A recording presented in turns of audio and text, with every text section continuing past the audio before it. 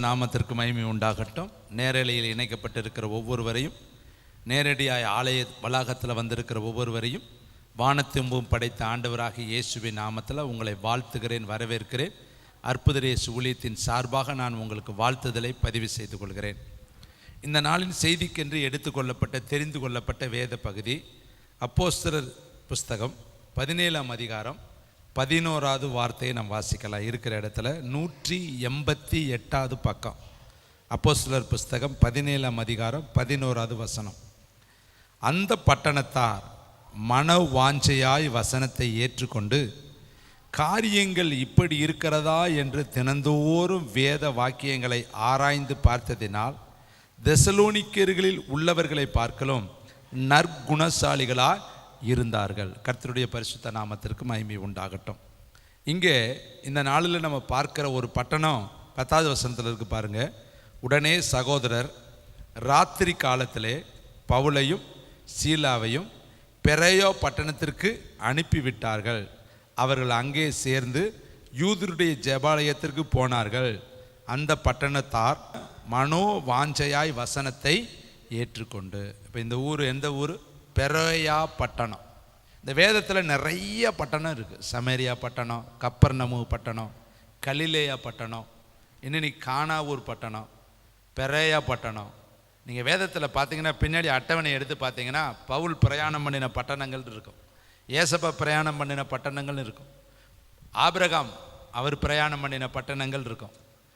இப்படி வேதத்தில் நிறைய பட்டணங்கள் இருக்குது. ஆனால் இங்கே இன்றைக்கு நம்ம பார்க்க போகிற ஒரு பட்டணம் பெரோயா பட்டணம். இந்த பட்டணத்தார்கள் என்ன செய்தார்கள்? அவர்களிடத்தில் காணப்பட்ட நற்கிரியைகள் என்ன? எதன் நிமித்தம் கர்த்தர் அந்த பட்டணத்தாரை ஆசீர்வதித்தார்? அங்கே பவுல் போய் பிரசங்கம் பண்ணுறாரு. அங்கே பிரசங்கம் பண்ணுறப்ப அந்த வசனத்தை எப்படி அவங்க ஏற்றுக்கொண்டாங்களாம்? மனோ வாஞ்சையாய் வசனத்தை ஏற்றுக்கொண்டு. அப்போ முதன்னு இந்த பட்டணத்தார்கிட்ட இருக்கிற நற்கிரிகை, நல்ல சுபாவம், நல்ல எண்ணம் என்ன தெரியுமா? வசனத்தை ஏற்றுக்கொள்கிற இருதயம். இன்னைக்கு நம்முடைய வாழ்க்கையில் நம்ம முதல்ல ஆசீர்வதிக்கப்படணும்னா முதல் நம்ம செய்ய வேண்டிய ஒன்றே ஒன்று, கர்த்தாவே சொல்லும் அடியேன்னு கேட்குறேன், வசனத்தை ஏற்றுக்கொள்ளணும். என் வார்த்தையை கேட்டு அவைகளின்படி செய்கிறவன் எவனோ அவன் கண்மலையின் மேல் தன் வீட்டை கட்டின புத்தியுள்ள மனுஷனுக்கு ஒப்பிடுவேன். என் வார்த்தையை கேட்டு அதன்படி செய்யாதவன் மணலின் மேல் தன் வீட்டை கட்டின புத்தி இல்லாத மனுஷனுக்கு ஒப்பிடுவேன். 2 பேருமே வீடு கட்டுறாங்க. ஒருத்தர் கட்டுற வீடு மணல் மேலையா, இன்னொருத்தர் கட்டுற வீடு கண்மலையின் மேலையா. கண்மலையின் மேல் யார் கட்டுறா? வசனத்தை கேட்டு அதன்படி ஒருத்தன் வாழ்றானா அவை கட்டுற வீடு கண்மலை மேலே கட்டுறானா. கண்மலைனா யாரு? இயேசு மேலே. வேதம் சொல்லுது, கர்த்தர் வீட்டை கட்டாராகில் அதை கட்டுகிறவனு பிரயாசம் வெறுதா. நம்ம வீட்டை கட்டுறது யார் தெரியுமா? கர்த்தர் தான். வேதம் சொல்லுது, கர்த்தர் லீதியாளுடைய இருதயத்தை திறந்தார். அதே வேதம் சொல்லுது, நோவாவை பேழைக்குள்ளே வைத்து கதவை கர்த்தர் பூட்டினார். கற்பத்தை கர்த்தர் அடைத்திருக்கிறார், கற்பத்தை கர்த்தர் திறந்தார். நிறைய காரியங்கள் அவர் கையில் தாங்க இருக்கு. திறக்கிறவரும் பூட்டுகிறவர், வாசலை திறந்து வைக்கிறவர், வாசலை பூட்டுகிறவர் அவர் தான். இங்கு பாருங்க, இந்த பட்டணத்தார்கள் அங்கே வேறு விதமான மார்க்கம் உள்ள பட்டணம். ஆனால் பவுல் போய் பிரசங்கம் பண்ண உடனே அந்த ஊர்க்காரங்களாம் மனோ வாஞ்சைப்பட்டார்கள், வசனத்தின் மேலே தாகப்பட்டார்கள், வசனத்தை வாஞ்சையோடு உட்கொண்டார்கள், வசனத்தை ஏற்றுக்கொண்டார்கள். இதுதான் அந்த பட்டணத்தில் காணப்பட்ட நல்ல காரியம். இன்னைக்கு நமக்கும் அப்படிதான். கர்த்தர் சொல்கிற வார்த்தையை தாகத்தோடு ஏற்றுக்கொள்ளணும். ஆண்டவரே என் கூட பேசு, தினந்தோடு கேளுங்க. தேவ சமூகத்தில் போய் உட்கார்ந்து, ஆண்டவரே இன்னைக்கு ஒரு வசனம் எனக்கு கொடுங்க, இன்னைக்கு ஒரு வசனத்தின் வழியாக என் கூட பேசுங்க, ஒரு வசனம் எனக்கு நேராக புறப்பட்டு வரட்டும். ஏன்னா வசனம் இருபுறமும் கருக்குள்ள பட்டயம், அது ஆவியும் ஜீவனுமாயும் இருக்கிறது. பேசுகிறவனையும் கேட்கிறவனையும் அது நியாயந்திருக்கும். 2 பேர்த்தோடும் அது பேசும். அது ஊடுருவி போகிற கருக்குள்ள பட்டயம் என்று வேதம் சொல்லும். மண் குகையில் 7 தரம் புடமிடப்பட்ட வார்த்தை என்று வேதம் சொல்லுது. ஆவியானவருடைய ஒத்தாசையோடு இந்த வேத வசனங்கள் எல்லாம் எழுதப்பட்டது. தேவ ஆவியானவர் எல்லாவற்றையும் எழுதினார். வேத வாக்கியங்கள் எல்லாம் தேவ ஆவியினால் அருளப்பட்டிருக்கிறது. வானமும் ஒளிஞ்சு போகும், பூமியும் ஒளிஞ்சு போகும், பூமியில் உள்ளவைகள் எல்லாம் ஒளிஞ்சு போகும். ஆனால் இந்த நியாயப்பிரமாணத்தில் எழுதப்பட்டவைகள் ஒன்றும் ஒளிந்து போகாது என்று நான் உங்களுக்கு சொல்கிறேன். அப்போ வேதம் எவ்வளோ முக்கியம் பார்த்தீங்களா? இந்த வேதத்தின் மகத்துவத்தை நான் உங்களுக்கு எழுதி கொடுத்தேன், அவைகளை அந்நிய காரியமாய் நீங்கள் நினைப்பான் ஏன்? நீ வேதத்தை மறந்தால் நான் உன்னையும் உன்னுடைய பிள்ளைகளை நான் மறந்துடுவேன். அப்போ எவ்வளவு பெரிய முக்கியமான ஒரு காரியம் உன் கையில் இருக்குது. நீ கையில் வச்சிருக்க வேதம் சாதாரணமானது கிடையாது. அது பரத்திலிருந்து இறங்கி வந்திருக்கிற ஜீவ வார்த்தை. வேதம் சொல்லுது, ஆதியிலே வார்த்தை இருந்தது, அந்த வார்த்தை தேவனாய் இருந்தது, அந்த வார்த்தை தேவனிடத்தில் இருந்தது, அதுதான் இன்னைக்கு உங்கள் கையில் வார்த்தையாய் இறங்கி வந்திருக்கு. ஏசப்பா சொல்றார், நானே வழியும் நானே சத்தியமும் நானே ஜீவனுமாய் இருக்கிறேன். அப்போ இந்த வார்த்தை ஒவ்வொன்றும் ஜீவன், ஒவ்வொன்றும் ஏசப்பா வாயிலிருந்து புறப்பட்ட கிருபையுள்ள வார்த்தைகள். அப்போ இன்னைக்கு வேதம் என்ன சொல்கிறது? அந்த பட்டணத்தார்கள், ஒரு குறிப்பிட்ட பெரையா பட்டணத்தார்கள் வசனத்தை எதிர்க்கல, வசனத்துக்கு விரோதமாய் நிற்கல, வசனத்துக்கு விரோதமாய் அவர்கள் முறுமுறுக்கல.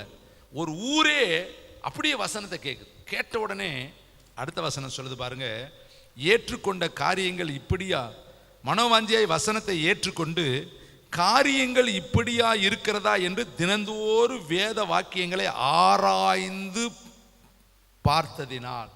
ஏற்று மட்டும் கொள்ளலையா, வசனத்தை ஆராய்ச்சி செய்ய ஆரம்பிச்சாங்க. உட்காந்து மெடிடேஷன், தியானம், வசனத்தை தியானம் பண்றது. சங்கீதத்தில் தாவீது எழுதுறாரு, கர்த்தருடைய வேதத்திலே இரவும் பகலும் தியானமாக இருக்கிற மனுஷன் பாக்கியவான்.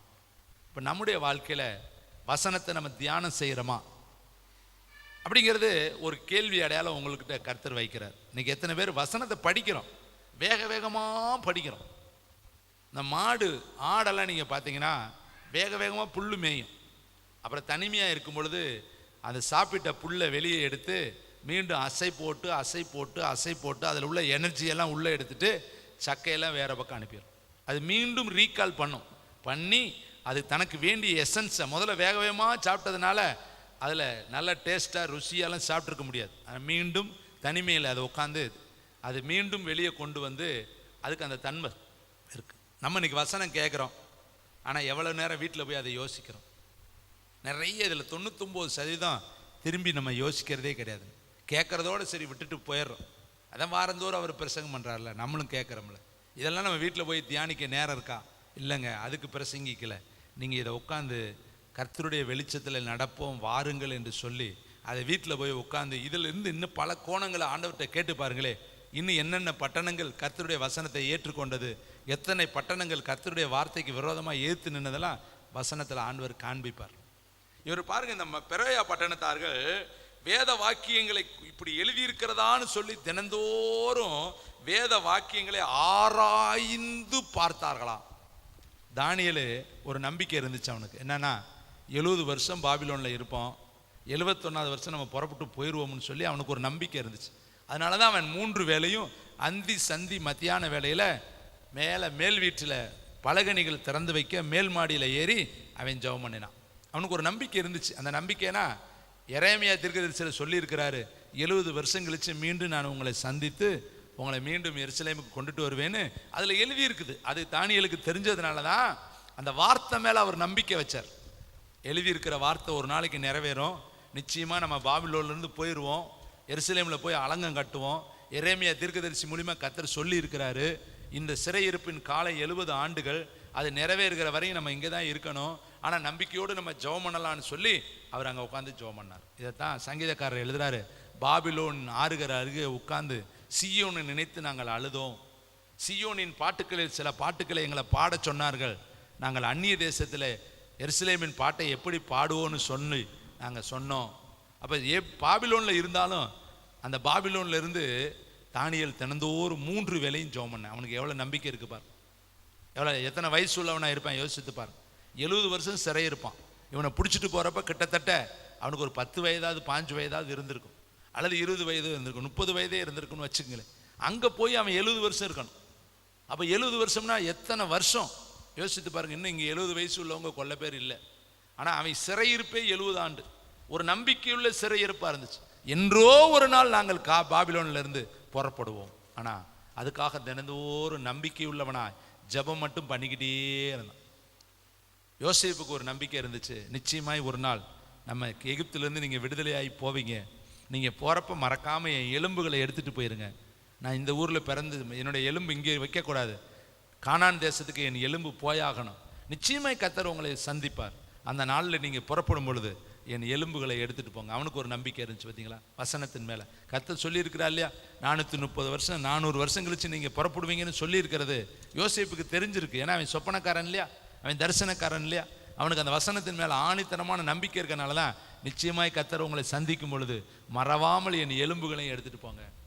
பெட்டி போகுது, அந்த பெட்டிக்குள்ளே எல்லாம் மகிமை இருக்குது, எல்லாம் பிரயாணம் பண்ணுறாங்க, எல்லாம் போகிறப்ப பக்கத்தில் எலும்பையும் எடுத்துகிட்டு போகிறாங்க. மோசே புறப்படும் பொழுது சொல்கிறாரு, யோசேப்பு எலும்பு எடுங்க. யோசேப்பு காலத்துக்கும் மோசே காலத்துக்கு எத்தனையோ இடைவெளி இருக்குது. ஆனாலும் மோசேக்கு தெரியுது, இங்கே ஒரு யோசேப்பு இருந்தார், அவர் தான் பார்வோனுக்கு மன்னனாக இருந்தார், அவர் கர்த்தருடைய பிள்ளையாக இருந்தார், அவருக்கு நம்பிக்கை இருந்துச்சு. புறப்படும் பொழுது மறக்காமல் அவருடைய எலும்புகள் இருக்கிற அந்த கூண்டை, அந்த எலும்புகள் இருக்கிற அந்த பெட்டியை எடுங்க, அந்த பெட்டியும் கானான் தேசத்துக்கு போகணும்னு சொல்லி மறக்காமல் அந்த எலும்பை தூக்கிட்டு புறப்பட்டாங்க. பார்த்தீங்களா? அப்போ எல்லாத்துக்கும் ஒரு நம்பிக்கை இருந்துச்சுங்க. காரணம் வசனத்தை அவர்கள் ஆராய்ச்சி செய்கிறவர்களாக இருந்தார்கள். நீங்கள் வேதத்தில் பாருங்கள், நாத்தான் வேலை பார்த்து கர்த்தர் சொல்கிறாரு, இதிலும் பெரிதான காரியத்தை நீ பார்ப்பாய்ங்கிறார். அவன் கேட்குறான், எப்படி என்னை அறிவீர், என்னை எப்படி உங்களுக்கு தெரியும், கரெக்டாக சொல்கிறீங்களே. அவர் சொல்கிறார், அத்திமரத்தின் கீழே நான் உன்னை கண்டேன். அத்திமரத்தின் கீழே என்ன பண்ணுவாங்களாம், உட்காந்து வேதத்தை தியானிப்பாங்களாம். நம்ம என்னைக்காவது உட்காந்து ஒரு சங்கீதத்தை எடுத்தோ ஒரு நீதிமொழிகளை எடுத்தோ உட்காந்து தியானம் பண்ணணுங்க. உட்காந்து அதை படித்து இது மாதிரி வசனம் வேறு எங்கே இருக்குது, ஒரு வசனம் படிக்கிறப்பே உங்களுக்கு பல வசனங்கள் நினைப்புக்கு வரணுங்க. நீங்கள் ஒரு வசனத்தை படிக்கும் பொழுதே டக்குன்னு அடுத்தடுத்த வசனம் எங்கெங்கே இருக்குன்னு வரணும். அந்த அளவுக்கு நீங்கள் வேதத்தில் ஊடுருவி போகக்கூடிய அனுபவம் உள்ளவங்களாக இருக்கணும். அந்த அளவுக்கு வேதத்தை திரும்ப திரும்ப திரும்ப படிச்சுக்கிட்டே இருக்கணும். படித்தா தான் அதில் நீ புத்திமானாய் விளங்குவாய். யோசுவாவுக்கு கர்த்தர் சொன்னார், இந்த நியாயப்பிரமாண புஸ்தகம் உன் வாயை விட்டு பிரியாது இருப்பதா, இதன்படியெல்லாம் செய்ய நீ கவனமாய் இருந்தா நீ இந்த உலகத்தில் புத்திமானாய் விளங்குவாய். அப்பொழுது மோசையோடு இருந்தது போல நான் உன்னோடு இருப்பேன், நான் உன்னை விட்டு விலகுவதும் இல்லை, உன்னை நான் கைவிடுவதும். அப்போ இந்த வசனம் எவ்வளோ முக்கியம் பார்த்தீங்க. அப்போ இந்த பெரிய பட்டணத்தார்கள் வசனத்துக்கு மன வாஞ்சை இருந்துச்சு. இப்போ நம்மளும் கூட இன்னைக்கு தாகத்தோடு வரணுங்க, என் கூட பேசுங்க, என் கூட பேசுங்க, என் கூட பேசுங்க, என் கூட பேசுங்க. அந்த வசனம் தரையில் விழக்கூடாதுங்க, பேசுகிற வார்த்தைகள் தரையில் விழக்கூடாது. இந்த வார்த்தைக்காக நாங்கள் எவ்வளவோ மணி நேரம் ஜெபம் பண்ணியிருக்கோம். எப்பயும் இரவு 1 மணிக்கு என்னை எழுப்புவார், ராத்திரி 12:30க்கெலாம் எழுப்பிட்டார். 12:30க்கே எந்திரிச்சு என்னை ஜெபம் பண்ண தூண்டினார். எந்திரி வா, இன்னைக்கு மாதத்துக்கு கடைசி ஊழியம். அவ்வளவு மணி நேரம் ஜெபம் பண்ணி தான் இந்த வார்த்தைகளை நாங்கள் எடுத்து உங்கள் இடத்துல கொண்டு வருகிறோம். அந்த வார்த்தைகளை மனவாஞ்சை இல்லாதபடி நம்ம கீழே போட்டுட்டா, அல்லது அல்லல் தட்டிட்டா, அல்லது அதனுடைய மதிப்பு தெரியாமல் வேலிட்டி தெரியாமல் தூக்கி போட்டுட்டா எப்படி கர்த்தர் ஆசை. அவர் எதன் வழியாக பேசுகிறவர், வசனத்தின் வழியாக பேசுகிறவர். கர்த்தர் எப்படியும் வசனத்தில் தான் பேசுவார். தேவன் உங்கள்கிட்ட பேசுறது எப்படி, வசனம் தான் பேசுவார். வசனத்தை தவிர அவர் வேறு விதத்தில் பேசுவார். ஏன்னா அவர் எழுதி கொடுத்த வேதம் இதுதான், லா புஸ்தகம், இதுதான் சட்ட புஸ்தகம், இதுதான் உங்களை நியாயம் தீர்க்க போகிற புஸ்தகம். இதன் வழியாக தான் கர்த்தர் பேசுவார். யாருக்கிட்ட பேசினாலும் வசனத்துலேருந்து தான் பேசுவார். வசனத்தை விட்டுட்டு அவராக இமேஜனாக பேசுகிறவர் கிடையாது. வசனத்தை விட்டுட்டு வேறு விதமாய் அவர் உங்க கூட பேச மாட்டார். இந்த வசனம் தான் உன் கூட பேசும். அவர் வசனத்தின் வழியாக உன் கூட பேசுகிற தேவன். அப்போ இந்த வசனம் எவ்வளவு முக்கியம் பாருங்க. என் வேதத்தின் மகத்துவங்களை நான் உங்களுக்கு எழுதி கொடுத்தேன், ஆனால் அவைகளை அந்நிய காரியமாய் நீங்கள் நினைப்பானேன். இங்கே இருக்கிற அநேகர் வேதத்தை படிக்கிறதே இல்லை. யோசித்து பாருங்க, வேதத்துக்கு கொடுக்க வேண்டிய கனத்தை கொடுக்கறதே இல்லை. ஒரு 100 ரூபா தாளுக்கு 200 ரூபா தாளுக்கு கூட மதிப்பு இருக்குதுங்க, பத்திரமா பீரோக்குள்ளே வைக்கிறோம். ஆனால் வேத புஸ்தகத்தை எங்கே வைக்கிறோம், அது எங்கே கிடக்குது? அற்பமான ஒரு மற்ற காரியத்துக்கு கொடுக்குற ஒரு மதிப்பு கூட இந்த வேதத்துக்கு நம்ம கொடுக்கல. வேதம் சொல்லுது, வசனத்துக்கு நடுங்குகிறவனையோ நான் நோக்கி பார்ப்பேன். யாரை கர்த்தர் பார்ப்பாரா? வசனத்துக்கு நட்டுக்க இருக்கணும். வசனம் படிக்கிறப்ப உங்களுக்குள்ளே இருதயம் நடுங்கணும். இப்படி எழுதி இருக்குதே, நான் இப்படி செய்கிறேன்னு. யோசியா பாருங்கள், வசனத்தை படிக்கும் பொழுது அவன் இருதயத்தில் குத்தப்பட்டுச்சு. அவன் சொல்கிறான், உபவாசத்தை கூறுவித்தான், ஜனங்கள் எல்லாரும் ஒன்று கூட்ட சொன்னேன், எல்லாரும் வாங்க. என்ன எசேக்கியேலை படித்து பாருங்க. எசேக்கியேல் ராஜா இந்த வேதத்தை படித்த உடனே எல்லாரையும் வாங்க, ஆசரிப்பு கூடாரத்துக்கு வாங்க, நம்ம கர்த்தருக்கு பண்டிகையை ஆசரிக்கணுங்கிறான். ஆனால் வரமாட்டேங்கிறாங்க. மக்களுக்கு எல்லாம் அப்படி மறந்து போச்சு, பண்டிகையே இல்லாமல் மறந்து போய் வரமாட்டேங்கிறான். திரும்பவும் சொல்கிறேன், எல்லாரும் வாங்க, பண்டிகையை ஆசரிக்கணும். நம்ம முறைப்படி செலுத்த வேண்டிய பண்டிகைகளை நம்ம கர்த்தருக்கு செலுத்தாதனால தான் அவருடைய கோபம் நம்ம மேல் எழும்பிருச்சு. எல்லாரும் வாங்க வாங்கன்னு கூப்பிடுறேன். கொஞ்சம் பேர் தான் வர்றாங்க. பண்டிகை செலுத்த ஆரம்பிக்கிறேன். தேவன் பேச ஆரம்பிக்கிறாரு. அங்கே ஒரு எழுப்புதல் களை கட்ட ஆரம்பிக்கும். நீங்கள் கர்த்தருடைய வார்த்தையை கேட்டு பாருங்களே, கர்த்தருடைய வசனத்துக்கு நீங்கள் இடம் கொடுத்து பாருங்களே, அவர் உங்களோடு பேச ஆரம்பிப்பார். ஏலி கேட்காதனால வெளியே உட்காந்துருக்காங்க. ஏலி ஆலயத்துக்குள்ளே இருந்தாலும் நீங்கள் எங்கேயுமே படிக்க முடியாது. எப்போ பார்த்தாலும் வாசலுக்கு வெளியே தான் உட்காந்துருக்கேன். உள்ளே ஒருத்தையும் படுத்து கிடக்கிறேன். கர்த்தர் யார்கிட்ட பேசணும்? வெளியே உட்காந்துருக்கிறவன் ஆசாரியன், ஆனால் வெளியே இருக்கிறேன். உள்ளே இருக்கிறவன் பணிவிடைக்காரன், வேலைக்காரன், உள்ளே இருக்கிறேன். இப்போ கர்த்தர் வர்றாரு. என் ஆலயத்துக்கு உள்ளே இருக்கிறவன்ட்ட பேசுகிறதா, என் ஆலயத்துக்கு வெளியே இருக்கிறவன்ட்ட பேசுகிறதா? அவருக்கு நிலைமை, வெளியே இருக்கிறவன் ஆசாரியன், உள்ளே இருக்கிறவன் பணிவிடைக்காரன். வெளியே இருக்கிறவன் வயது முதிர்ந்தவன், உள்ளே இருக்கிறவன் சின்ன பையன். சின்ன பையனாலும் பரவாயில்ல, என்கிட்ட உள்ளே இருக்கிறான் இல்லையா, வசனத்துக்கு உள்ளே இருக்கிறான் இல்லையா, அவன்கிட்ட தான் பேசணும்னு கர்த்தர் உள்ளே இருக்கிறவன்ட்டு தான் பேசினார். கைத்தட்டி கர்த்தருக்கு. நீ வெளியே உட்காந்துருந்தேனே பேச மாட்டார். நீ பெரிய ஆளாக இருக்கலாம், வயசு மூப்பனாக இருக்கலாம், உனக்கு ஞானம் இருக்கலாம், திறமை இருக்கலாம், தாளந்து இருக்கலாம், ஆனால் பேச மாட்டார். உள்ளே உட்கார். வந்து ஆண்டவர் இடத்துல தாழ்மையாக உட்கார். கர்த்தர் இடத்துல உட்காந்து கர்த்தாவே சொல்லும், அடியேன் கேட்குறேன்னு நீ சொன்னேன்னா கர்த்தர் உன் கூட பேசுவார். இந்த பெரோயா பட்டணத்தார்கள் எப்படி இருந்தாங்களா? மன வாஞ்சை. உங்கள் மனதுக்குள்ளே ஒரு வாஞ்சை வரணும். நீங்கள் பெறப்படும் பொழுது ஒரு வாஞ்சையோடு பெறப்படுங்க. இன்றைக்கி போய் தேவன் என் கூட பேசணும், ஏதாவது ஒரு எனக்கு தெரியாத ஒன்றை கர்த்தர் எனக்கு சொல்லி கொடுக்கணும். இன்றைக்கி என்கிட்ட என்ன குணம் இருக்குது அதை எனக்கு கர்த்தர் காண்பிக்கணும். இன்னும் நான் எப்படி முன்னேறணும் கர்த்தர் எனக்கு காண்பிக்கணும். தாவீதுக்கு கர்த்தர் அழகாக சொல்லி கொடுத்தாரு. நீ யுத்தம் பண்ணணுமா, நீ போய் ஒரு முசுக்கொட்டை செடியில் உட்கார். ஒரு ராஜாவை போய் உட்கார சொல்கிறார். ஒரு யுத்த வீரன், காரிய சமர்த்தன், அவன் எந்த யுத்தத்துக்கு போனாலும் ஜெயிச்சுட்டு வந்துடுவேன். ஏன்னா கர்த்தர் அவனோடு இருக்கிறார். ஆனால் அவனுக்கு இப்போ புதுசாக ட்ரைனிங் பண்ணுறார், புது வழிகாட்டுறார். நீ எல்லா இடத்துலையும் முந்திரி கொட்டை மாதிரி கத்தியை தடியும் தூக்கிட்டு யுத்தம் பண்ணியே பழகிருக்கிற. இப்போ உட்காந்து நீ பழகவே இல்லை. நீ அதனால் பேசாமல் போய் என்ன சொன்ன, முசுக்கொட்டை செடியில் உட்கார். அதில் எப்போ சத்தம் கேட்குதோ அப்போ நீ புறப்படும். அப்போ தான் நான் உனக்கு முன்னாடி போவேன், நீ அந்த தண்டை ஜெயிக்க முடியும். இப்போ புது அனுபவம், இதுவரை இல்லாத ஒரு புது அனுபவம். இதுவரையும் இவன் வாழ்க்கையில் ஈனோன்னு உடனே யுத்தத்துக்கு போய் ஜெயிச்சுட்டு வர்றவன் இப்போ கர்த்தர் உட்கார சொல்லிட்டார். இவன் உட்காந்து இருக்கும் பொழுது பின்னாடி இருக்கிற படம் சொல்லியிருக்கான். என்ன ராஜா? அவர் சொல்லியிருப்பார், அமைதியாரு. கர்த்தர் எப்போ கிரி செய்கிறாரு, காத்துரு காத்துரு காத்துரு. எவ்வளோ நேரம்? ஒரு நாளாக இருக்கலாம், 2 நாளாக இருக்கலாம், 3 நாளாக இருக்கலாம். எப்போ சத்தம் கேட்குன்னு தெரியாது. மேகஸ்தம்பம் எப்போ புறப்படும் தெரியாது. எப்போ புறப்படுற வரையும் நீ அங்கே பாளையம் இறங்கிற, அவ்வளோதான். எப்போ புறப்படுதோ அப்போ புறப்படும். பிறப்பிட்ட உடனே நீ உடனே கிளம்பணும். அப்போ உன் கூடாரம் எப்படி இருக்கணும்? சாதாரண கூடாரமாக இருக்க, கழட்ட முடியாத அளவு கூடாரமாக இருக்கக்கூடாது. மேகம் புறப்பட்டுச்சுன்னா உடனே டகார்னு சுருட்டிட்டு உடனே எல்லாத்தையும் எடுத்துகிட்டு கிளம்பிடணும். மேகம் புறப்படலைன்னா நீ அங்கே தங்கணும். இப்போ தாவீது போய் உட்காந்துருக்காரு முசுக்கொட்டை செடியில். எல்லா போர் வீரர்களும் தாவீதை பார்க்குறாங்க. தாவீது முசுக்கொட்டை செடியை பார்க்குறாரு. முசுக்கொட்டை செடியிலேருந்து ஒரு சத்தம் வரணும். எவ்வளோ இப்போ கவனம் பூரா எங்கே இருக்குது? இவனுக்கு படை வீரரை எண்ண முடியாது, யார் பேச்சையும் கேட்க முடியாது. அவன் பேசுகிற நேரத்தில் இங்கே சத்தம் வந்துட்டா போச்சே. அதனால் சொல்லியிருப்பேன், எல்லாம் அமைதியாக இருக்கணும். நான் கூப்பிடாமல் நீங்கள் யாரும் பேசக்கூடாது. நான் எப்போ எந்திரிக்கிறேனோ அப்போ தான் எந்திரிக்கணும். எல்லா படையும் முதல்ல கீழ்ப்படிதலை கற்றுக்கன்னு எல்லாரையும் உட்கார வச்சுட்டார். எல்லாம் ஒரு சத்தம் குவைட்டாக இருக்கணும், அமைதியாக. ஏன்னா இந்த சத்தம் செடியில் எப்போ கேட்குதுன்னு எப்படி தெரியும்? ஒரு வீரன் போய் உட்காந்துருக்கான் பாரு செடிக்கடியில். நம்மளையும் கர்த்தர் அப்படி தாங்க சமயத்தில் உட்கார வைப்பார். உட்காருப்பா, என் பாதத்தில் உட்காரு. 40 நாள் உட்காந்துட்டேன் மோசம். 40 நிமிஷத்தில் கொடுத்து அனுப்பியிருக்கக்கூடாதா? ஏசப்பாவுக்கு பிதாவாகிய தேவன் எத்தனை நாள் வச்சார்? 40 நாள். கானான் சுற்றி பார்க்கறதுக்கு எத்தனை நாள்? 40 நாள். போனவன் 12, 10 பேர் விளங்காத வய பூரா போயிட்டு, ஐயோயோ நெடி ஆட்கள், பயங்கரமான ஆட்கள், நம்மளால் முடியவே முடியாது, நம்ம போய் தோற்று போயிடுவோம், வாங்கடா வந்த வழியாக ஓடி போயிடலான்னு சொல்கிறேன். நான் 12 பேர், 12 பேரில் 10 பேர், 2 பேர் சொல்கிறாங்க அவர்களை காத்த நிழல் விலகியது, நம்ம ஈஸியாக அந்த நாட்டை சுதந்திரத்துக்கலாம். 40 நாள் என்ன பார்த்துருப்பேன்? 40 நாள் சுற்றிட்டு வந்து என்ன செய்தி சொல்கிறேன்? துர்ச்செய்தி சொல்கிறேன். ஆனால் அதிலே 2 பேரும் நற்செய்தியை சொல்கிறேன். அருமையான தேவனுடைய பிள்ளைகளே, கர்த்தர் நம்மளோடு இருந்தால் நமக்கு நற்செய்தி உண்டாகும். நம்ம அவரை விட்டுட்டு போயிட்டோம்னா துர்ச்செய்தியாக நமக்கு உண்டாகும். அப்போ முசுக்கொட்டை செடியில் உட்காந்துருக்கப்போ ஒரு புது அனுபவம். இதுவரையும் அவன் வாழ்க்கையில் இப்படி ஒரு அனுபவத்தை பார்க்கல.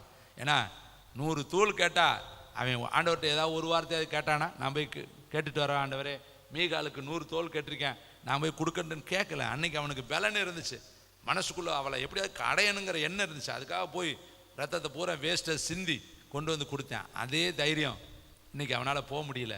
இப்போ உட்காந்துட்டேன் பேசாமல். கர்த்தர் அப்போ அனுபவம் வேறப்படுதா? தேவனிடத்தில் போய் உட்காருங்க, உள்ளே உட்காருங்க. இப்படியே எப்பயும் போல் ஊழியம் செய்யலான்னு நினைக்காதீங்க. எப்பயுமே நமக்கு தெரிஞ்சதே சொல்லிட்டு ஓட முடியாது. கர்த்தரிடத்தில் புதுசு புதுசாக கேட்கணும். இந்த வார்த்தையை பெற்றுக்கொள்ள கிட்டத்தட்ட 3 மணி நேரத்துக்கு மேலே நான் காத்திருந்தேன். என்ன பேசணும், எப்படி பேசணும், கர்த்தர் எனக்கு சொல்லுங்கள். சொல்லுங்க. காலை செய்தி வேற, இப்போ செய்தி வேற. ஒவ்வொரு செய்திக்கு 2 மணி நேரம் 3 மணி நேரம் உட்கார்ந்துருந்தா தான் கடைசியில் ஆண்டவர் அந்த வார்த்தையை கொடுப்பார். இந்த வார்த்தை தான், இதை எடுத்துகிட்டு போ, இன்னைக்கு என்னுடைய ஜனங்களுக்கு நீ இந்த வார்த்தையை சொல்லணும். அது வரையும் கோழி மாதிரி உட்காந்தே இருக்கணும். அவர் லிசனிங் பவர், நம்ம காதுகளை அவருக்கு நேரம் வச்சு காத்திருந்தா நிச்சயமாய் நம்மளோடு கர்த்தர் பேசுவார். பாருங்களேன், இங்கே வேதம் சொல்லுது. இதே மாதிரி இன்னொரு பட்டணம் இருந்துச்சு. அதே அப்போஸ்தலர் 8ஆம் அதிகாரத்தில் 5ஆம் வசனத்தை வாசிக்கலாம். இங்கே ஒரு இங்கே ஒரு பட்டணம் இருக்குது. இந்த பட்டணம் எப்படிப்பட்ட பட்டணம்? 8ஆம் அதிகாரம் 5ஆம் வசனம். அப்பொழுது பிலிப்பு என்பவன் சமரியாவில் உள்ள ஒரு பட்டணத்திற்கு போய் அங்குள்ளவர்களுக்கு கிறிஸ்துவை குறித்து பிரசங்கித்தான். பிலிப்பு செய்த அதிசயங்களை ஜனங்கள் கேள்விப்பட்டு கண்டு அவனால் சொல்லப்பட்டவைகளை ஒருமனப்பட்டு, ஆமென், அவனால் சொல்லப்பட்டவைகளை ஒருமனப்பட்டு கவனித்தார்கள். முதல்ல அந்த பட்டணத்தார்கள் மன வாஞ்சியாய் வேத வசனத்தை ஆராய்ந்தார்கள்.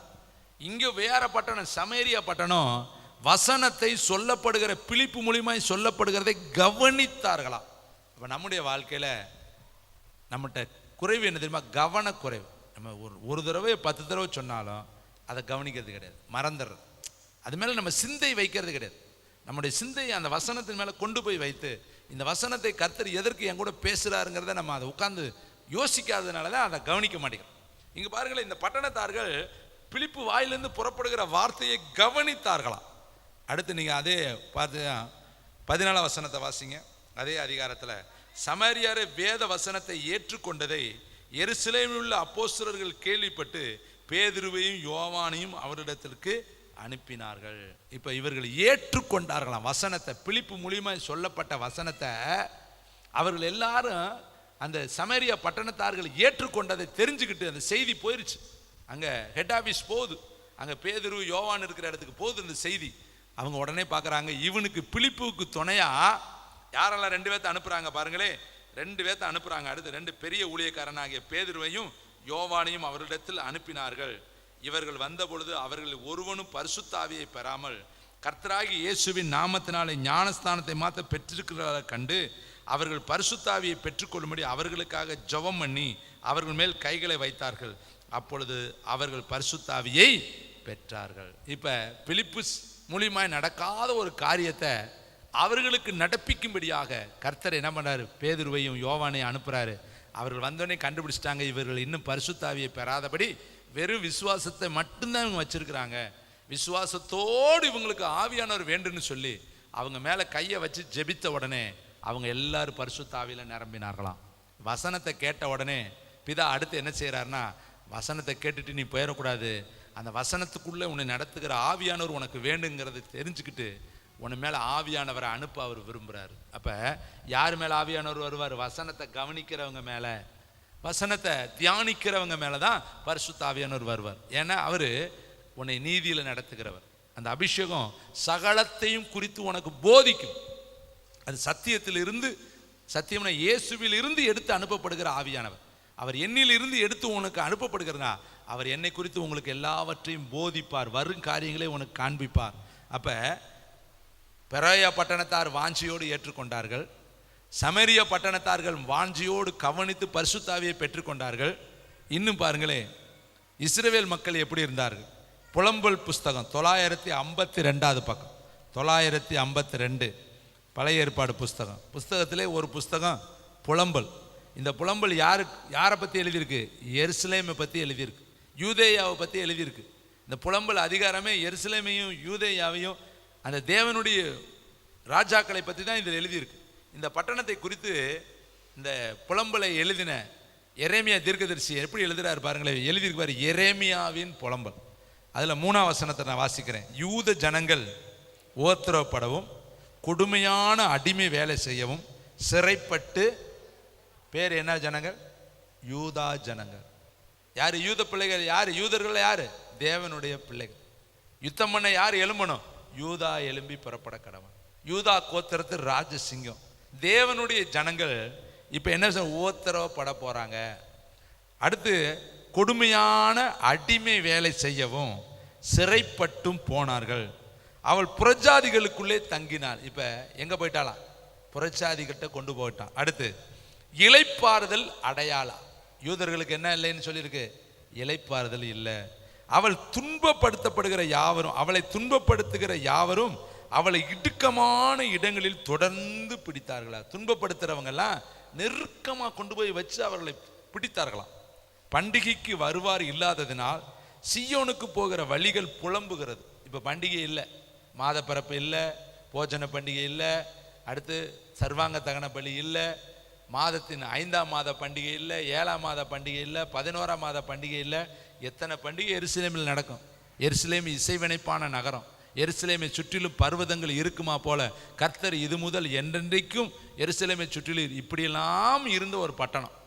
எப்போ பார்த்தாலும் துதியும் ஸ்தோத்திரமும் நிரம்பின பட்டணம். 6 தப்படி அடிக்கும் பொழுது பலி செலுத்தப்பட்ட பட்டணம். லட்சக்கணக்கான பலிகளை சாலமோன் செலுத்தின பட்டணம். தேவ பிரமாணங்கள் எழுதப்பட்ட பட்டணம். இப்போ என்ன ஆகி போச்சாம் பாருங்களேன். பண்டிகைக்கு வருவார் இல்லாததினால் சியோனுக்கு போகிற வழிகள் புலம்புகிறது. அவள் வாசல்கள் எல்லாம் பாழாய் கிடக்கிறது. யாருமே போகலைன்னா எப்படி இருக்கும்? பாழா போச்சு.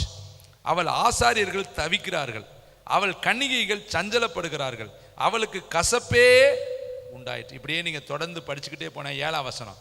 தனக்கு சிறுமையும் தவிப்பும் உண்டாகிற நாளிலே எருசலேம் பூர்வ நாட்கள் முதல் கொண்டு தனக்கு உண்டாயிருந்த இன்பமானவைகள் எல்லாம் நினைக்கிறாள். எப்ப நினைக்கிறது? பன்றி மேய்க்க போயிட்டு அப்பாவை நினைக்கிறேன். எங்க அப்பா எப்படியெல்லாம் என்னை வச்சிருந்தார், எப்படியெல்லாம் நான் வாழ்ந்தேன், எப்படியெல்லாம் எங்கள் அப்பா என் மேலே அன்பு பாராட்டினார். இப்போ கடைசியில் என் நிலைமை இப்படி பரிதாபமாக போச்சே. இவன் நினைக்கிறா பாருங்க. சியோனு பழைய காரியத்தெல்லாம் நினைக்கிறான். பூர்வ நாட்கள் முதற்கொண்டு தனக்கு உண்டாயிருந்த இன்பமானவைகள் எல்லாம் நினைக்கிறா. அவளுக்கு உதவி செய்வார் இல்லாமல் அவளுடைய ஜனங்கள் சத்துருக்களின் கையிலே விழுகையில் பயங்கர் அவளை பார்த்து அவளுடைய ஓய்வு நாட்களை குறித்து பரியாசம் பண்ணினார்கள். எவ்வளவுக்கு போகிற சீர்கட்டு போச்சு. சிம்சோனு கண்ணை பிடுங்கின ஒருபாடு தான் நினைக்கிறேன், ஏண்டா எனக்கு இந்த நிலைமை. பிறக்கும் பொழுது என்னை குறித்து எவ்வளவு பிரமாணம் எழுதப்பட்டிருக்கு. எங்கள் அம்மா திராட்சை ரசம் குடிக்காம, எங்கள் அம்மா தீட்டான ஒன்றும் சாப்பிடாம என்னை வைராக்கியமாக பெத்தெடுத்தாங்களே. நான் பிறந்தது முதல் நஸ்ரேனா இருக்க கர்த்தர் எனக்கு சொன்னாரே. ஆனால் நான் இந்த அற்ப ஒரு காரியத்துக்காக நான் போய் இவ்வளவு அசிங்கமாக வாழ்ந்து கடைசியில் என் பொழப்பு இப்படி போச்சேன்னு உட்காந்து எங்கே உட்காந்து அழுகிறேன்? சியோனை நினைச்சு அழுகிறேன், பழசை நினைச்சு அழுகிறேன். இப்போ பாருங்க, எருசலேம் எப்படிப்பட்ட நகரமா இருந்துச்சா. ஓய்வு நாளை குறித்து பரியாசம் பண்ணினார்கள். அங்க அவனை பார்த்து பரியாசம் பண்ணினார்கள். எருசலேமை பார்த்து எல்லாரும் புறஜாதியெல்லாம் பரியாசம் பண்றாங்க. வாரந்தோறும் நீங்கள்லாம் பெரிய ஆட்டம் போட்டுட்டு போவீங்க, தம்புரு வாதிச்சுக்கிட்டு போவீங்க, சியோனு குமாரத்தையெல்லாம் ஆடிக்கிட்டு போவீங்களே. இப்போ உங்க நிலைமை என்னாச்சு? ஏன் உங்க ஆலயம் இடிக்கப்பட்டுச்சு? ஏன் உங்க ஆசாரியர்கள்லாம் ஒருத்தரையும் காணோம்? உங்க ராஜாலாம் ஏன் அடிமையா போன? ஏன் உங்கள் ராஜாவெல்லாம் கைவிலங்கு போடப்பட்டிருக்கு? ஏன் உங்கள் ராஜாக்களுடைய கண்கள் பிடுங்கப்பட்டுச்சு? எல்லாம் பரியாச பொருளா போயிட்டான். பாருங்களேன் அடுத்த வசனம். எருசலேம் மிகுதியாய் பாவம் செய்தாள், ஆதலால் சூரஸ்திரியை போலானால் அவளை கனம் பண்ணினவர்கள் எல்லாரும் அவளை அசட்டை பண்ணினார். ஒரு காலத்துல கனம் பண்ணினார்கள், இப்ப என்ன பண்ணிட்டாங்க? நம்முடைய வாழ்க்கையில எப்பொழுதுமே பிளஸ் தாங்க இருக்கணும், மைனஸ் வரவே கூடாது. ஓஹோன்னு உயர்த்தப்பட்ட பின்பு விழுந்தோம்னா இதனுடைய அடி இருக்குது, பயங்கரமான அடி. நம்முடைய வாழ்க்கையில முன்னோக்கி தான் நம்ம போகணும், ஒரு நாள் பின்னோக்கி பார்க்கக்கூடாது. சிலுவையை முன் வைச்சு நம்ம ஓட்டத்தை ஓடணும், ஒரு நாள் பின்னிட்டு பார்க்கக்கூடாது. பார்த்தா முந்தின நிலைமையை விட அவனுடைய நிலைமை, பிந்தின நிலைமை மிக பயங்கரமா இருக்கும். கிறிஸ்துவின் நாமத்தை அறிஞ்சிட்டு மறுதலித்து போனவர்களை மீண்டும் புதுப்பிக்கிறது கூடாத காரியம். நம்முடைய வாழ்க்கையில இந்த எருசலேமை பார்த்து புலம்புற அந்த அதிகாரம் முழுசு. இப்போ எருசலேம் என்னாச்சு? பெரேய பட்டணம் கேட்குது, சமரிய பட்டணம் கேட்குது, இஸ்ரவேல் பட்டணம் என்ன செய்யல? அறிஞ்சவனுக்கு என்னது? அநேக அடி. யாரு கேட்க மாட்டேன்? ஆண்டவருடைய பிள்ளை தாங்க கேட்க மாட்டேன். புறஜாதியெல்லாம் ஏற்றுக்கொள்றேன். உலக மனுஷன் கூட இன்னைக்கு ஆண்டவருடைய வசனத்துக்கு நடுங்குறான். ஆனால் நமக்கு என்ன இல்லை? ஒரு மன தைரியம். என்ன பண்ணிடுவாரு? பார்த்துக்கலாம். இஸ்ரவேல் பாரு எந்த அளவுக்கு போயிடுச்சு. ஓஹோன்னு இந்த எருசலேமுக்கு பக்கத்து நாடுகள்லாம் கப்பம் கட்டுமா. எல்லா நாட்டிலிருந்து கப்பங்கள்னா உதவி தொகைகள். பாருங்க, சேபா ராஜஸ்திரி வெள்ளி பொண்ணு எல்லாம் கொண்டுட்டு வர்றான். இவனை பார்க்கறதுக்கு அவன் வந்து சொல்றா, உன்னுடைய வேலைக்காரர்கள் வரிசைகளை பார்க்கும் பொழுது, வீடுகளை பார்க்கும் பொழுது, உனக்கு முன்னாடி நிற்கக்கூடிய மக்களை பார்க்கும் பொழுது, உன் ஞானத்தை அவர்கள் கேட்கறத பார்க்கும் பொழுது உண்மையிலேயே உங்க தேவன் பெரியவன். கப்பம் கொடுத்தாள், வருஷந்தோறும் வந்து வெள்ளி பொண்ணை கொடுத்தாள். உலக நாடுகள் எல்லாமே எருசலேமுக்கு என்ன கொடுத்துச்சு? வரி கொடுத்துச்சு. ஆனால் கடைசியில் எருசலேம் பல நாடுகளுக்கு வரி கட்டுச்சு, கப்பம் கட்டுச்சு. ஏன் இந்த நிலைமை? கர்த்தருடைய வார்த்தையை கேட்கல, கர்த்தருடைய வார்த்தையை புறம்பே தள்ளினார்கள், கர்த்தருடைய வார்த்தையை கவனியாமல் இருந்தார்கள், கர்த்தருடைய வார்த்தைக்கு எதிர்த்து நின்றார்கள், கர்த்தருடைய வார்த்தையை அசட்டை பண்ணினார்கள். அதனால தான் கர்த்தருடைய கரம் அவர்களை விட்டு எடுக்கப்பட்டுச்சு. ஏன் இதெல்லாம் எழுதப்பட்டிருக்குன்னா, நம்முடைய வாழ்க்கையிலையும் கர்த்தருடைய வார்த்தையை அசட்டை பண்ணுது, கர்த்தருடைய வார்த்தைக்கு நடுங்காத தன்மை, கர்த்தருடைய வார்த்தைக்கு கீழ்ப்படியாத தன்மை, கர்த்தருடைய வார்த்தைக்கு எதிர்த்து நிற்குது. எப்படி மோசைக்கு விரோதமாக எம்னையும் இன்னொருத்தனை எதிர்த்து எப்போ பார்த்தாலும் எதிர்த்து நின்றுக்கிட்டே இருப்பேன். வேதத்தில் எழுதியிருக்கு, அவர்கள் எதிர்த்து நின்றார்கள். கோராக்கு கூட்டம் எதிர்த்து நின்றார்கள். இவரை கொண்டு தான் பேசினாரோ, பெரிய இவர் தானோன்னு சொல்லி எதிர்த்தார்கள். நம்முடைய வாழ்க்கையில் வசனத்துக்கு எப்பயுமே எதிர்த்து நிற்கக்கூடாது. கர்த்தர் என்ன சொன்னாலும் நாங்கள் கேட்குற ஆண்டவரேன்னு சொன்னால் கர்த்தர் நம்மளை ஆசீர்வதிப்பார். மத்தேயு 13ஆம் அதிகாரத்துக்கு கடந்து வருவோம். ஒரு சில பகுதிகளை சொல்லி நான் முடிக்கிறேன். கர்த்தருக்கு மகிமை உண்டாகட்டும். மத்தேயு 13ஆம் அதிகாரம். தேங்க்யூ வண்டர்ஃபுல் த ஹோலி ஸ்பிரிட். 19ஆம் வசனம். வசனம் எல்லாருக்கும் சொல்லப்படுகிறது. ஆனால் சொல்லப்படுகிற வசனங்களை நம்ம எப்படி கேட்குறோம் அப்படிங்கிறத ரொம்ப முக்கியம். நம்ம கேட்கறதுல தான் ஆழமே இருக்கு. 19ஆம் வசனத்தை வாசிக்கலாம். ஒருவன் ராஜ்யத்தின் வசனத்தை கேட்டும், நல்லா நிறுத்தி வாசிங்க, கேட்குறேன் உணர மாட்டேங்கிறேன். நல்லா கவனிக்கணும், கேட்குறேன் உணர மாட்டேங்கிறேன். நம்முடைய வாழ்க்கையில் கேட்டுட்டு உணராமல் இருக்கக்கூடாது. எப்படி இந்த பெரையா பட்டணத்தார்கள் கேட்டுட்டு மனவாஞ்சியோடு ஏற்றுக்கொண்டு வேத வாக்கியங்களை ஆராய்ந்து பார்த்து என்ன பண்ணாங்களாம்? ஆராய்ந்து பார்த்ததினாலே தெசலோனிக்கரில் உள்ளவர்களை பார்க்கலும் அவர்கள் நற்குணசாலிகளாக இருந்தார்களாம். இங்கே முதல்ல வசனம் விழுகுது, பாதையில் விழுகிற வசனம் இதான். வசனம் வந்து விழுகுது, ஆனால் வசனத்தை கேட்டுட்டு உணர்றது கிடையாது. இந்த வசனம் இன்னைக்கு எனக்கு சொல்லியிருக்கிறாரே, இதன்படி நான் வாழணுமேங்கிற உணர்வு இல்லைன்னா, அடுத்த வார்த்தை பாருங்க, பொல்லாங்கான் வந்து அவன் இருதயத்தில் விதைக்கப்பட்டதை பறித்து கொள்கிறான், அவனே வழியருகே விதைக்கப்பட்டவன். வசனம் வருது, வசனம் வந்த உடனே பிசாசு பார்க்குறேன், இந்த வசனத்தை இவன் ஏற்றுக்கொள்வானா, உணர்வானா, கீழ்ப்படிவானா, இல்லை பேசாம ஓரத்தை கட்டி வச்சிருப்பானான்னு பார்த்துட்டு நீ அதுக்கு மதிப்பு கொடுக்காத பொழுது அவன் வந்து எடுத்துட்டு போயிடுறான்.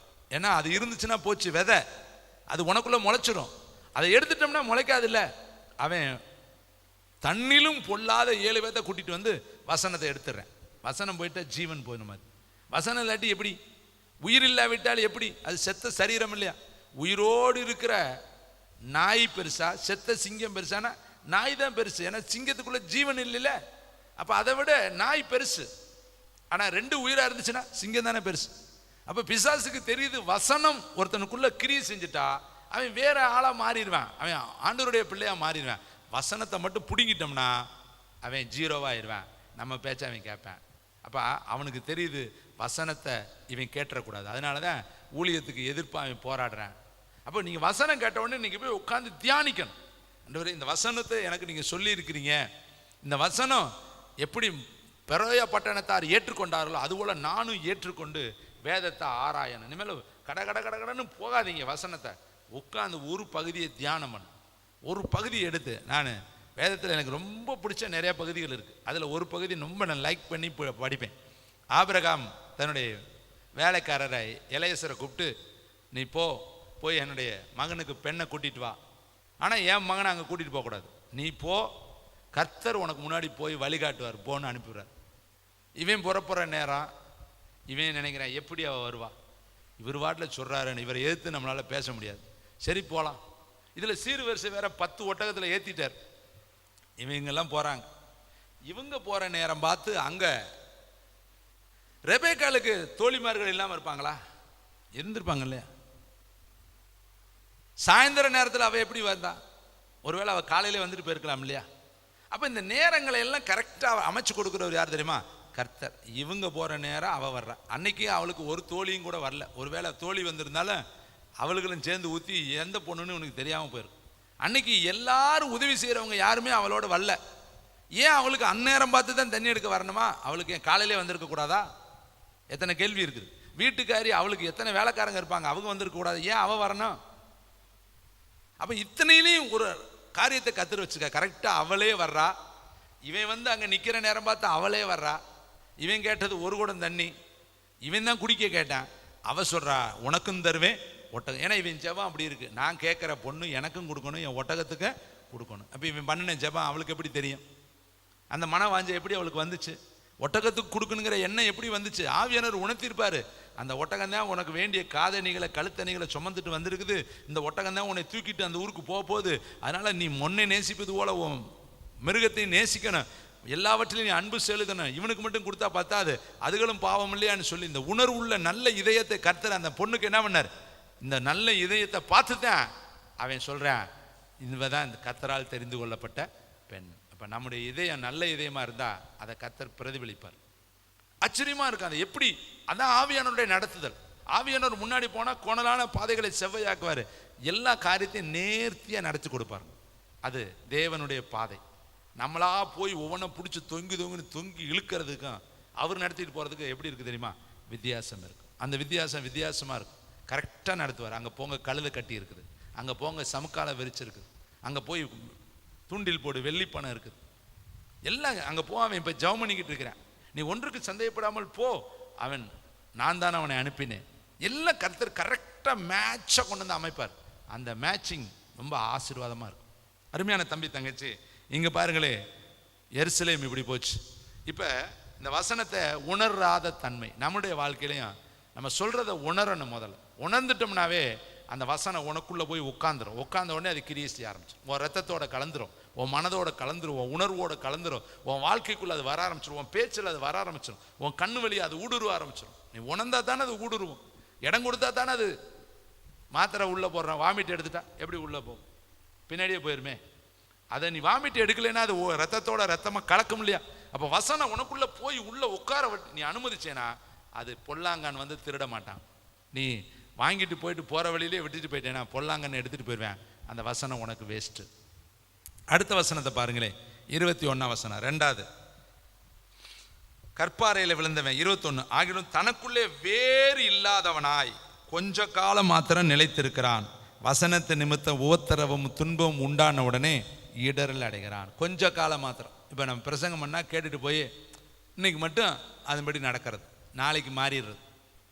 காலேஜ் ஜெபம் பண்ணுங்கன்னா அதெல்லாம் அவர் ஐயாவுக்கு தான் லாய்க்கு, நமக்கு அதெல்லாம் லாய்க்கு இல்லை. எல்லாம் ஐயாவுக்கு தான் லாய்க்கு, ஐயா மட்டும் அவர் செஞ்சுக்கிட்டோம், நம்ம மேலேயே இருப்போம்னா இதான் கொஞ்ச காலம் மாத்திரம். எதப்போ வர்றது? வசனத்தின் நிமித்தம் உபத்திரவமும் துன்பமும் உண்டான உடனே என்ன பண்ணிடுறது? இடரல் அடையிறது. ஒரு பிரச்சனை வந்தோடனே என் நாமத்தை நிமித்தம் நிந்திக்கப்படுவீர்கள், என் நாமத்தை நிமித்தம் பரியாசம் பண்ணப்படுவீர்கள், என் நாமத்தை நிமித்தம் பொய்யாய் குற்றம் சாட்டப்படுவீர்கள், சந்தோஷப்பட்டு களி கூறுங்கள், பரலோகத்தில் உங்கள் பலன் மிகுதியாக இருக்கு. உலகத்தில் உங்களுக்கு உபத்திரவம் உண்டு.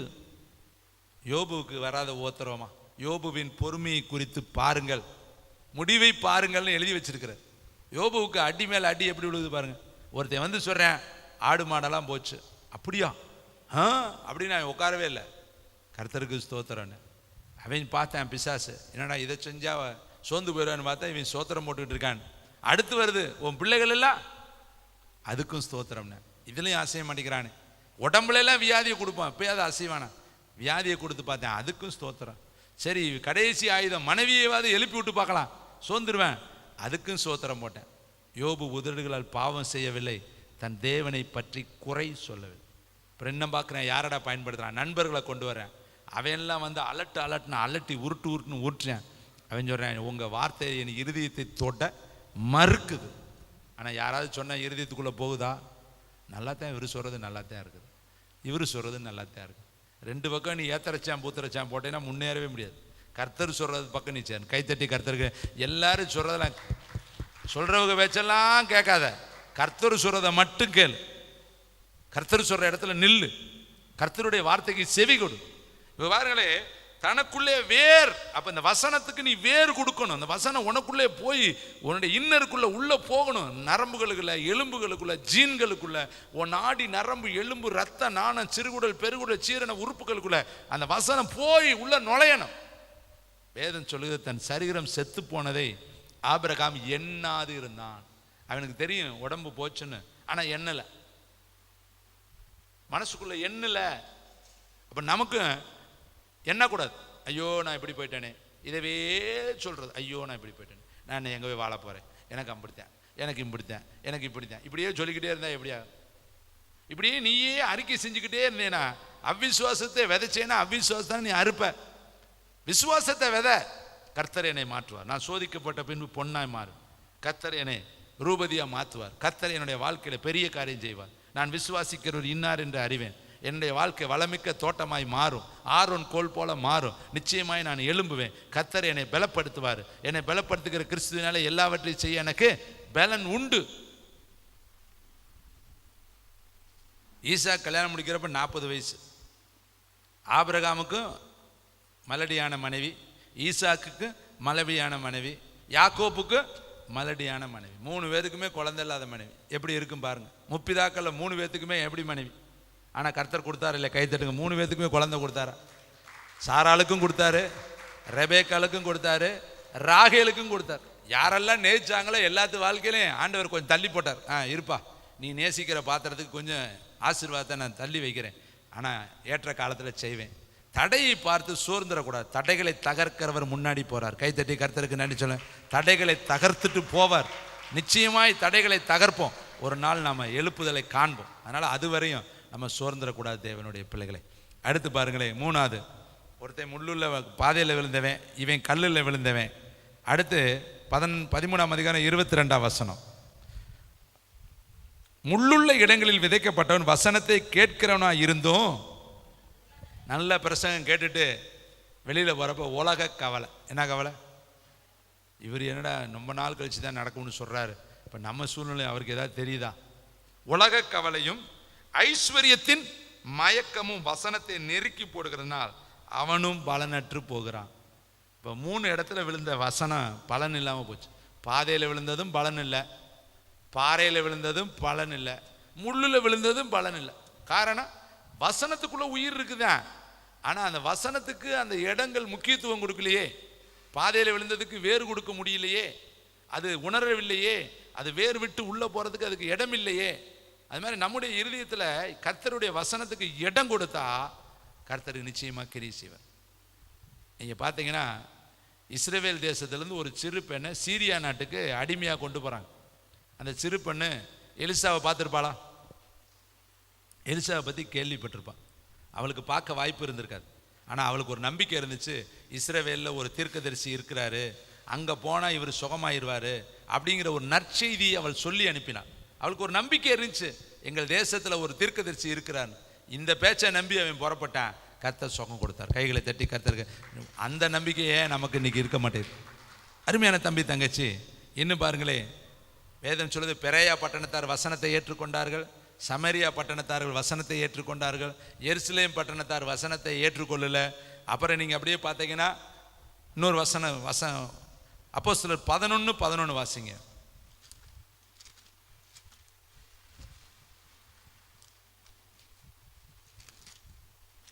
புறஜாதியாரும் வேத வசனத்தை ஏற்றுக்கொண்டார்கள் என்று யூதேயாவில் இருக்கிற அப்போஸ்தலர்களுக்கும் சகோதரர்களும் கேள்விப்பட்டார்கள்.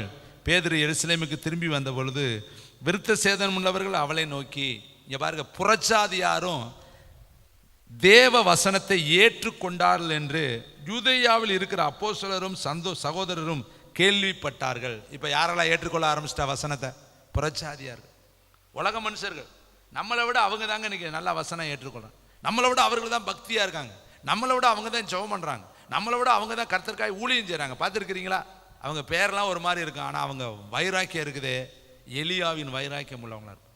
இங்கே எழுதியிருக்கு பாருங்க, அந்த காலத்திலே புறஜாதியார்களும் தேவ வசனத்தை ஏற்றுக்கொண்டார்கள் என்று யூதேயாவில் இருக்கிறவர்களுக்கும் அப்போஸ்தலர்களுக்கும் கேள்விப்பட்டார்களாம். அப்போ அந்த காலத்திலேயே வசனங்களை எல்லாரும் ஏற்றுக்கொள்ள ஆரம்பிச்சிட்டாங்க. பெரேயா பட்டணத்தார் ஏற்றுக்கொண்டாங்க, சமரியா பட்டணத்தார் ஏற்றுக்கொண்டாங்க, புறஜாதியார்களை ஏற்றுக்கொண்டாங்க. இன்னும் பாருங்களேன், 1 தெசலோனிக்கேர் 1:6 கடைசி வசனம் வாசிக்கலாம். 1 தெசலோனிக்கேர் 1:6. தேங்க்யூ, வண்டர்ஃபுல் த ஹோலி ஸ்பிரிட். 1 தெசலோனிக்கேர் 1:6, பக்க நம்பரு 279 வசனிக்கலாமா? நீங்கள் மிகுந்த உபத்திரவத்திலே பரிசுத்த ஆவியின் சந்தோஷத்தோடு திருவசனத்தை ஏற்றுக்கொண்டு எங்களையும் கர்த்தரையும் பின்பற்றுகிறளாகி இவ்விதமாய் மக்கதேனியாவிலும் ஆகையாவிலும் உள்ள விசுவாசிகள் யாவருக்கும் மாதிரிகளானீர்கள். இங்க பாருங்க இந்த வசனத்தை, நீங்கள் மிகுந்த உபத்திரவத்திலே பரிசுத்த ஆவியின் சந்தோஷத்தோடு திருவசனத்தை ஏற்றுக்கொண்டு. அப்ப உபத்திரவம் இருந்தாலும் வசனத்தை ஏற்றுக்கொண்டார்கள். கண்ணீர் இருந்தாலும் வசனத்தை ஏற்றுக்கொண்டார்கள். கைவிடப்பட்ட நிலைமையில் இருந்தாலும் வசனத்தை ஏற்றுக்கொண்டார்கள். துரத்தப்பட்டிருந்தாலும் வசனத்தை ஏற்றுக்கொண்டார்கள். இவர்களுக்கு இருக்கிறது ஓத்தரோமா, ஆனா இவர்கள் திருவசனத்தை ஏற்றுக்கொண்டு எங்களையும் கர்த்தரையும் பின்பற்றுகளாய் இருந்தீர்களே. இதனால அவங்க என்ன பண்ணாங்களா, மக்கதோனியாவில் இருக்கிறவர்களுக்கும் ஆகையாவில் உள்ள விசுவாசிகள் யாவர்களுக்கும் இவர்கள் மாதிரிகளாய் மாறினார்களாம். பார்த்தீங்களா, மற்றவங்க பார்த்துட்டு இவங்க சொன்னாங்க இவங்கள மாதிரி இருக்கணுங்க, பாருங்க இவங்களாம் எவ்வளோ ஆழமாக வசனத்தை பிடிச்சு வசனத்தின்படி வாழ்கிறார்கள். ஒரு ராஜாவின் மனுஷன் வர்றேன், கர்த்தர் சொல்றாரு போவோம் பிள்ளை பிழைத்திருக்கிறான்னு சொன்னோடனே கர்த்தர் சொன்ன வார்த்தையை நம்பி போனான். ஆனால் ஜெபாலய தலைவன்கிட்ட கர்த்தர் சொல்றாரு பயப்படாதே விசுவாசம் உள்ளவனா இரு. ரெண்டு பேர்லையும் பாருங்க, ஒருத்தன் ஆலயத்தில் தலைவன் அவனுக்கிட்ட சொல்றாரு விசுவாசம் உள்ளவனா இருன்னு. ஒருத்தன் வர்றேன் போவோம் பிள்ளை பொழைச்சிருக்கான்னு அவன் கர்த்தர் சொன்ன வார்த்தையை நம்பிட்டு போயிட்டான். நூற்றுக்கு அதிபதி சொல்றேன் நீர் என் வீட்டுக்குள் வருவதற்கு பாத்திரம் நல்ல, நீங்க அங்கெல்லாம் நடந்து வர வேண்டாம், ஒரு வார்த்தை சொல்லுங்க, அந்த வார்த்தையை வேலைக்காரனை என்ன ஆக்கிறேன் சுகமாக்கிற. கைத்தட்டி கர்த்தருக்கு வார்த்தை ஒன்று போதுன்னு அவன் வார்த்தையை நம்பினேன். இவன் யாரு, நூற்றுக்கு அதிபதி. அவன் யாரு, ராஜாவின் மனுஷன். ஆனா ஜெபாலய தலைவன் யாரு, ஆலயத்தில் இருக்கிறவன். அவன் பக்கத்திற்கு வந்து சொல்றாங்க போதகரை ஏன் வருத்தப்படுத்துகிறீர், உன் பிள்ளை மறிச்சு போச்சுன்னு சொன்ன உடனே அவன் விசுவாசம் அப்படியே கட கட கட கடன்னு உடைய ஆரம்பிச்சிருச்சு. கர்த்தர் அவனை பார்த்து சொல்றாரு பயப்படாதே விசுவாசம் உள்ளவனாகவே இரு. அவனுக்கு தான் இந்த வார்த்தையை சொன்னார். நீங்கள் நம்முடைய வாழ்க்கையிலையும் ஏதாவது ஒரு துர்ச்செய்தியை கேட்டால் நீதிமான் பயப்படான், அவன் இருதயம் கர்த்தரை நம்பி திட்டமானதாயிரும். எந்த துர்ச்செய்தி உங்களை நோக்கி வந்தாலும் பயப்படாதீங்க. எடுத்த உடனே பிசாசு அட்டாக் பண்ணுறது பயம்தான். உங்களுக்குள்ள பயத்தை கொண்டு வந்தோடனே அவன் உங்களை தாக்கிடுவேன். என்ன செய்தி வந்தாலும் கர்த்தர் சொல்றாரு பயப்படாதே நான் உன்னோடு கூட, திகையாதே நான் உன் தேவன், நான் உன்னை பலப்படுத்துவேன், நான் உனக்கு சகாயம் பண்ணுவேன், என் நீதியின் வலது கரத்தினாலே உன்னை நான் தாங்குவேன். பயப்படாதே திடன் கொள். காற்றையும் கடலையும் எழுந்து ஒரு அதட்டினார், காற்றும் கடலும் அமைதலாயிற்று. ஆனால் அதுக்கு முன்னாடி அவர் பயன்படுத்தின வார்த்தை பயப்படாதே திடன் கொள்ளுங்கள். அப்போ நமக்கும் கர்த்தர் சொல்றாரு பயப்படாதே. அப்போ இன்னைக்கு பெரிய பட்டணத்தார் போல மனவாஞ்சிய வசனத்தை படிக்கணும். பக்கத்தில் சொல்லுங்க சிஸ்டர், படிக்கிறதெல்லாம் ரைட்டு தான், வாஞ்சையோடு படிக்கணும். கர்த்தாவே பேசும், கர்த்தாவே பேசும், என் கூட பேசும், என் கூட பேசும். இது பேசுங்க, ஒரு மனுஷன் பேசுகிற மாதிரியே அந்த வசனம் உங்க கூட பேசும். நீங்கள் லிசன் பண்ணி கவனிச்சு பாருங்களேன், உனக்குள்ள கர்த்தர் அந்த வார்த்தையை தருவார். நீ போய் உட்காந்து ஒரு வசனம் கேளு, அந்த வசனம் உங்களுக்கு தருவார். நான் அந்த அனுபவத்துக்குள்ளே நீங்கள் வரல, அது கேளுங்க. இப்போ நீங்கள் பிறந்த நாள்னு சொன்னோன்னே நான் ஒரு வசனம் எப்படி போடுறேன், நான் எடுத்து புத்தக பைபிள் வச்சுக்கிட்டு ஒரு பக்கமாக திருப்புறேன்னு நினைக்கிறீங்களா? இல்லைங்க, உங்களுக்கு ஜெபம் பண்ணோடனே வசனம் எனக்கு கிடைக்கும். இடம் பொருள் வரை ஆண்டவர் காண்பிப்பேன். உடனே டைப் அடிப்பேன், அடித்து இந்த வசனம் உங்களுக்கு. அது எப்படி பெற்றுக்கொள்கிறோம்? அந்த வசனத்துக்குள்ளேயே நம்ம இருக்கிறதுனால அந்த வசனத்தின் வேறு வழியாக பேச மாட்டார், அங்கிட்டு புஸ்தகத்தின் வழியாக பேச மாட்டார். நீ எங்கே பேசினாலும் வசனம் தான். தீர்க்க தரிசனங்கள் வசனத்தின்படி தான் வரும், பாட்டு வசனத்தின்படி தான் வரும், செய்தி வசனத்தின்படி தான் வரும். கர்த்தர் பேசுறதுலாம் வசனம் தான். ஒரு நாள் உலக காரியம் நம்ம ஏதாவது சொல்கிறோமா, எல்லாமே வசனம் தான். வசனத்தில் தான் கர்த்தர், ஏன்னா அது அவரு அதுக்குள்ளே தான் பேசுவார். ஏன்னா அவர் எழுதினது எல்லாமே அது. இதுதான் நியாயம் தீர்க்க போகிற புஸ்தகம், இதுதான் உன்னை பரலோகத்துக்கு கூட்டி போகிற புஸ்தகம். இந்த புஸ்தகத்துக்குள்ளே தான் கர்த்தர் உனக்கு பேசுவார். இதை விட்டுட்டு அவுட்லைன்ஸில் போக மாட்டார். அப்போ அருமையானவர்களே, இந்த வசனத்தை அந்த பெரிய பட்டணத்தார் மன வாஞ்சையோடு ஏற்றுக்கொண்டு காரியங்கள் இப்படி இருக்கிறதா என்று தினந்தோறும் வேத வாக்கியங்களை ஆராய்ந்து பார்த்தார்கள். இப்போ ஆபிரகாமிட்ட சொல்றாரு, வானத்து நட்சத்திரத்தை பாரு, இது மாதிரி நான் உன் சந்ததியை பெருக பண்ணுவேன். பூமியை பாரு, இது மாதிரி உன் சந்ததியை நான் பெருக பண்ணுவேன். பெருக பண்ணினாரா? ஆனால் அதை பெற்றுக்கொள்வதற்கு எவ்வளோ காலம் காத்திருந்துக்க வேண்டியது. அதுங்காட்டி அவன் எத்தனை குறுக்கு பாதையில் போயிட்டான், எத்தனை பிரச்சனையை அவன் சந்திச்சான். ஆனால் முடிவில் கர்த்தர் வானத்து நட்சத்திரங்களை போல பெருக பண்ணினார். கைத்தட்டி கர்த்தர், நான் கர்த்தர், நான் சொல்லுவேன், நான் சொல்லும் வார்த்தை நிறைவேறும், அது தாமதிப்பதில்லை. எசேக்கியேல படிச்சு பாருங்க, நான் சொன்னா அது நிறைவேறும். கர்த்தர் சொல்ற வார்த்தை நிறைவேறும். ஆனா அதுக்கு காத்திரு, பொறுத்திரு, அதுக்கு நேரம் கொடு, அதுக்கு முன்னாடி உட்கார்ந்துரு, போய் ஆண்டவர் சமூகத்தில் உட்கார்ந்து. நிச்சயமா கர்த்தர் உன்னை முகத்தை பிரகாசிக்க பண்ணுவார். எல்லாரும் ஜெபிக்கும்படி எழுந்து நிற்கலாம். நல்ல பிதாவே, நீர் கொடுத்த வார்த்தையை ஒன்று மாறாமல் உம்முடைய பிள்ளைகளுக்கு நான் சொல்லி இருக்கிறேன். கர்த்தர் தாமே இவர்கள் வேதத்தை ஆராய்கிறவர்களாய், வேதத்தை தியானிக்கிறவர்களாய், வேத வசனத்தில் அண்டவரே நற்குணசாலிகளாய் இவர்கள் மாற கிருபை பாராட்டும். இந்த சத்தம் கேட்குற ஒவ்வொருவரையும் கர்த்தர் ஆசீர்வதி. தேங்க்யூ, வண்டர்ஃபுல் த ஹோலி ஸ்பிரிட்.